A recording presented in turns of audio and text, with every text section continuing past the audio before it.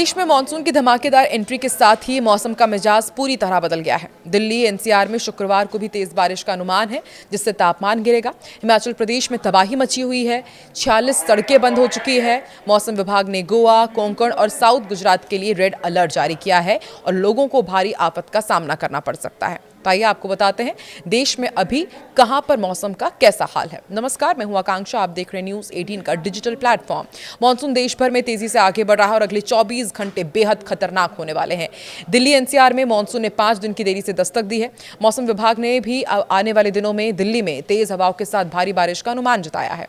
इस भारी बारिश के बाद तापमान में भारी गिरावट आएगी और लोगों को उमस से राहत मिलेगी। हिमाचल प्रदेश में भी भारी बारिश के बाद हालात बिगड़े हुए हैं। वहां 46 सड़कें बंद हो चुकी हैं।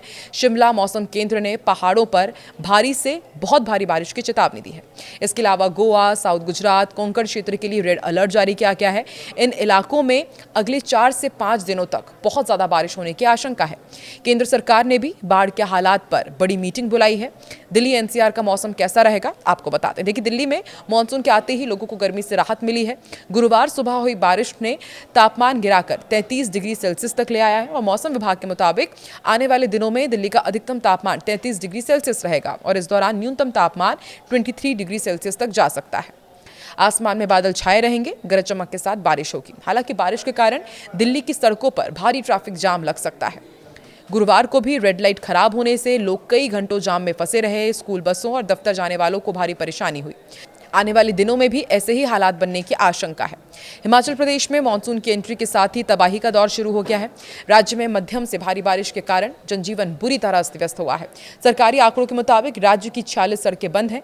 कुल्लू में 18, मंडी में 15 सड़कें पूरी तरह बंद हो चुकी है। सिरमौर में 9 और लाहौल स्पीति में 2 सड़कों पर ट्रैफिक पूरी तरह से ठप है।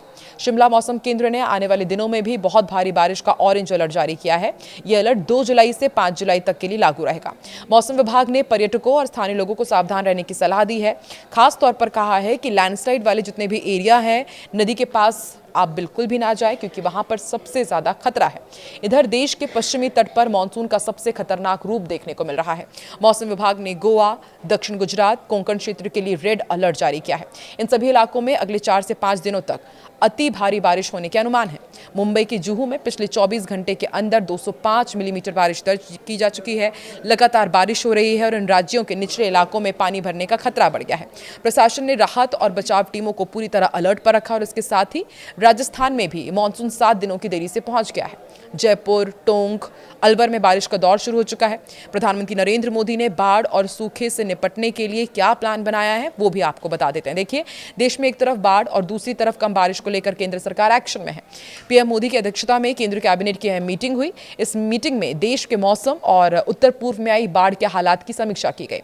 पीएम मोदी ने सभी मंत्रालयों को आपस में तालमेल बनाकर काम करने के निर्देश दिए हैं। उन्होंने कृषि, पानी और बिजली सप्लाई पर पड़ने वाले असर से निपटने के लिए एडवांस प्लान बनाने को कहा है।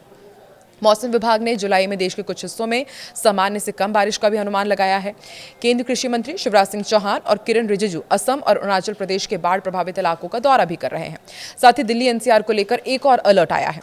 ओजोन परत की वजह से बारिश के बाद प्रदूषण बढ़ने की भी संभावना जताई गई है।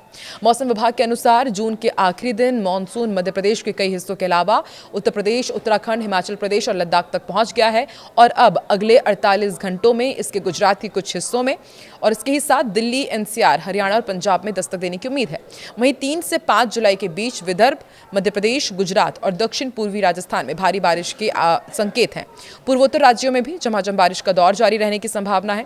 मौसम एक्सपर्ट्स का कहना है कि मानसून के दौरान राहत जरूर मिलेगी, लेकिन बारिश का मौसम खत्म होने के बाद दिल्ली एनसीआर के सामने एक नई चुनौती खड़ी हो सकती है। ओजोन लेयर की वजह से मानसून के बाद प्रदूषण बढ़ सकता है और एक्सपर्ट्स बताते हैं कि कई लोग ओजोन प्रदूषण और ओजोन लेयर को एक ही मान लेते हैं, जबकि दोनों अलग अलग हैं। पृथ्वी के ऊपरी वायुमंडल में मौजूद ओजोन लेयर हमें सूर्य की जितनी भी हानिकारक पराबैंगनी किरण होती है उनसे बचाती है। इसके विपरीत जमीन के पास बनने वाला ग्राउंड लेवल ओजोन एक प्रदूषक गैस होता है जो लोगों की सेहत के लिए नुकसानदायक मानी जाती है।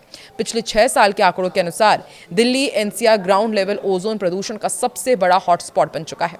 इसके अलावा चंडीगढ़, जयपुर, अहमदाबाद, मुंबई, चेन्नई और बेंगलुरु जैसे शहरों में भी इसका स्तर बढ़ रहा है। सितंबर से नवंबर के बीच जब मानसून कमजोर पड़ जाता है तेज धूप के साथ वाहनों और उद्योगों से निकलने वाली गैस आपस में रासायनिक प्रतिक्रिया करती है, तब ओजोन का स्तर तेजी से बढ़ सकता है। बारिश की वजह से गर्मी से राहत मिल सकती है, लेकिन आने वाले महीनों में वायु प्रदूषण बढ़ सकता है, जो सेहत के लिए ठीक नहीं है। एक्सपर्ट्स का कहना है कि प्रदूषण प्रभावी उपाय ही भविष्य में ओजोन के बढ़ते खतरे को कम कर सकते हैं। तो देखिए, एक तरफ कम बारिश, दूसरी तरफ मूसलाधार बारिश और अब ओजोन प्रदूषण की बात सामने आ रही है। ऐसे में बहुत ज़्यादा ज़रूरी है कि आप सावधान रहें, अपना ख्याल रखें। अभी आप देश के किस हिस्से में रहते हैं, वहाँ पर वेदर का क्या हाल है, कमेंट सेक्शन पर ज़रूर बताएं।